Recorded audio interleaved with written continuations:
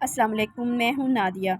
मैं आप सब लोगों का वेलकम करती हूँ मेरे चैनल अम्मा की हट्टी में। आज मैं आप लोगों को बताऊँगी कुछ ऐसी ख़ास टिप्स जो उन बहनों के लिए जिनके हाथों में से सब्ज़ी बनाते वक़्त और बर्तन धोते वक़्त स्मेल आती है।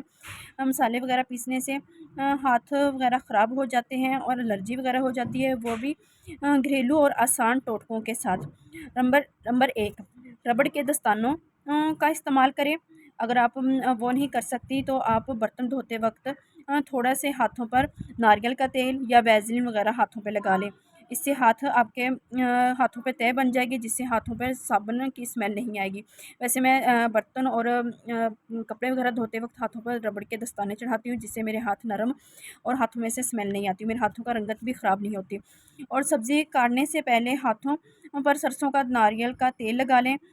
इससे भी हाथ नरम रहते हैं और इससे जब हम हाथ धोएंगे तो उससे जो सी सब्ज़ी बनाते वक्त सब्ज़ी की तह हाथों पे होगी, वो हमारे हाथों से उतर जाती है।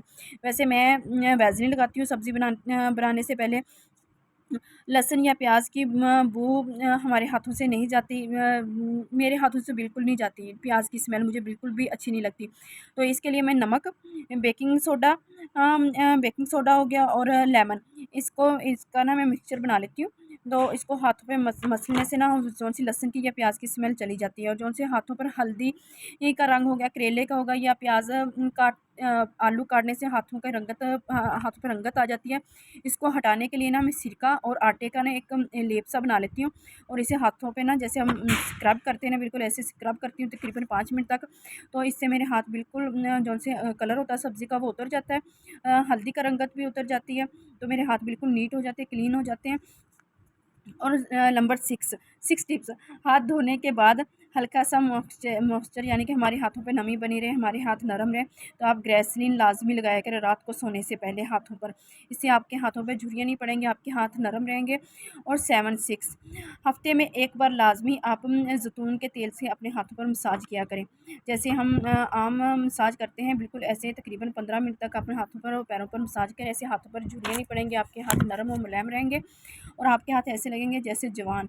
और आप महीने में एक दफ़ा लाजमी मैनी और पैडी लाजमी किया करें, खुद घर पे कर लिया करें। 1000 रुपये की किट आएगी, जिससे आप तकरीबन 1.5 साल तक आप बिल्कुल महीने में एक दफ़ा करेंगे तो 1.5 साल तक ख़त्म नहीं होगा। ये सब टोटके आसान और सस्ते हैं और मेरे ज़ाती आज़माए हुए हैं। आप भी मेरी बहनों, आप भी आज़माओ और अपने हाथों को नरम, साफ़ और ख़ूबसूरत रखो, जिससे आपके शौहर आपसे शिकायत नहीं करेंगे। आपके हाथों से साबुन की या प्याज की या लहसुन की या बर्तन धोने वाले साबुन की या सर्फ़ की स्मेल आ रही है, आपके बच्चे भी आपसे शिकायत नहीं करेंगे और आपके हाथ नरम और ख़ूबसूरत रहेंगे। तो और मेरी उन बहनों के लिए कुछ ख़ास घरेलू टिप्स भी मैं आप लोगों से शेयर करूँगी, जिनके पास सुबह के वक़्त टाइम ज़्यादा नहीं होता, बहुत कम होता है, 1 घंटा होता है, जिसके अंदर हमने नाश्ता भी तैयार करना है, बच्चों को भी तैयार करना होता है और अपने शौहर को भी टाइम देना होता है। तो कुछ ख़ास टिप्स उन हाउसवाइफ़ के लिए मैं भी एक हाउसवाइफ़ हूँ, मैं आप लोगों से शेयर करना चाहती हूँ। जैसे कि आप रात को सोने से पहले बच्चों का यूनिफ़ॉर्म प्रेस करके रख लें, बच्चों के जूते वगैरह पॉलिश करके रख लें, बच्चों के बैग वगैरह की हर चीज़ रेडी करके रख लें आप। और इसके अलावा अगर कोई सब्ज़ी वगैरह आपने बनानी है तो छील कर आप फ्रिज के अंदर रख रहे हैं। अगर आलू वगैरह आपने आलू वाली सब्ज़ी बनानी है तो आलू को आप छील कर पानी के अंदर डिप करके रखें, इससे आलू काले नहीं होंगे, ख़राब नहीं होंगे।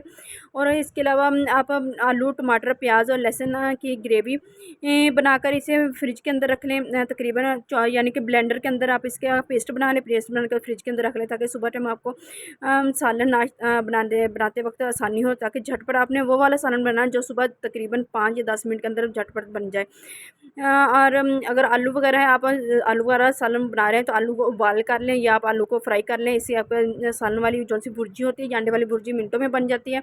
अगर आपने आलू वाले पराठे बनाने तो आलू वाले पराठे वाला जौन सा पेस्ट है, जौन सा मिक्सचर है, वो आप रात को ही बना के रख लें, ताकि सुबह टाइम आपको बनाने में आसानी हो। और अगर आलू वाले पराठे बना रहे हैं, मूली वाले पराठे बना रहे हैं, जो भी पराठा बना रहे हैं, तो आपने पराठों के लिए आटा ताज़ा ही गूँदना है, इससे आपको पराठे बनाने में आसानी होगी। हाँ, अगर आपने सादा वगैरह रोटियाँ पकानी है, अगर आपको ज़्यादा इमरजेंसी है तो आप रात को आटा गूँध के फ्रिज के अंदर रख सकते हैं और तकरीबन सुबह सबसे पहले उठ कर आप सबसे पहले आटा निकाल कर फ्रिज से बाहर निकालें, फिर उसके बाद आप नमाज और कुरान पाक की तिलावत करें, बाकी घर के काम बाद में करें। हाँ, और इसके अलावा आप मेरे तकरीबन बड़ी बेटी है, वो अपने छोटे बहन भाइयों की तरह, मैं सुबह टाइम नाश्ता तैयार करती हूँ, जब मस्जिद से आके सबसे पहले वो अपने छोटे बहन भाइयों की मदद करती है, उनका यूनिफ़ॉर्म उन्हें देती है पहनने के लिए। और मेरे छोटे बच्चों की ज़िम्मेदार मैंने चीज़ लगाई कि उन्होंने अपने जौन से जूते मैंने पॉलिश करके कमरे में रखे हैं, उन्हें बाहर ला के रखना है, और बैग वगैरह भी बाहर रखना है। आप लोगों ने अपने टिफ़िन भी अपने बैगों के अंदर, छोटी मेरी बेटी है उसने डालने हैं तीनों बहन भाइयों के बैग के अंदर, और मेरी बड़ी बेटी ने अपने बहन भाइयों के बालों में कंघी करनी है, उनके क्रीम वगैरह लगानी है, परफ्यूम या पाउडर वगैरह लगाना है, उन्हें तैयार करना है, रेडी करना है। क्यों मेरी बड़ी बेटी तकरीबन 12 साल की है, वो मैं अपने बच्चों के ज़िम्मेदारी लगाई हुई है कामों की।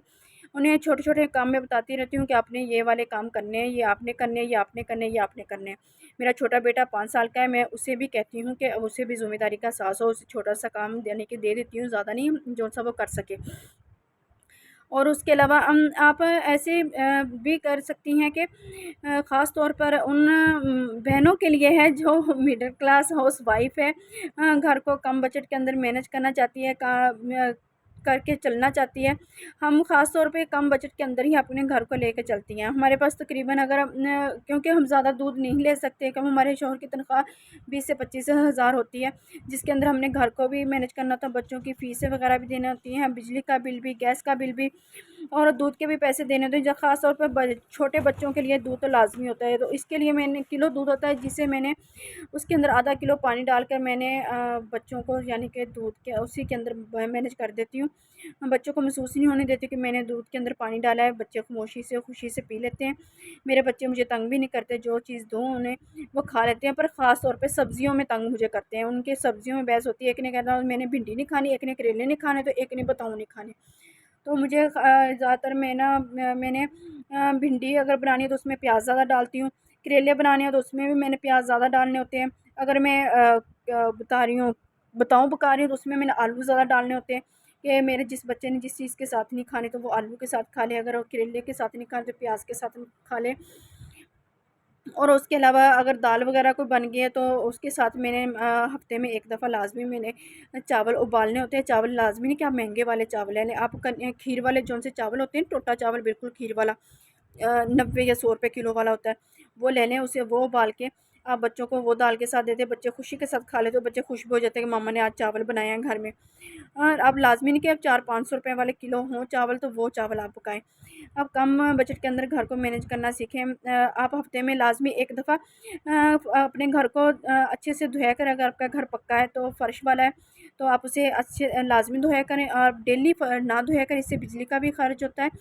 और मैं लाज़मी 1 बाल्टी पानी भी लेती हूँ, उसके अंदर सर्फ़ डाल के पूरे घर में अच्छी तरह छिड़काव करके उसे अच्छे से रैपर के साथ ना मैं पानी बाहर निकाल देती हूँ।